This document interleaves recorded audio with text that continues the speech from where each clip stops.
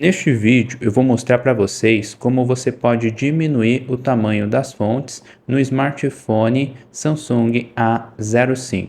Você vem aqui em configurações e depois você vem na opção visor e aqui você seleciona a opção tamanho e estilo da fonte.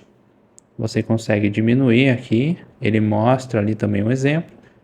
Eu vou diminuir, deixei aqui no tamanho mínimo, vou voltar para a tela anterior e pode ver que ele já diminuiu o tamanho da fonte aqui no menu de configurações.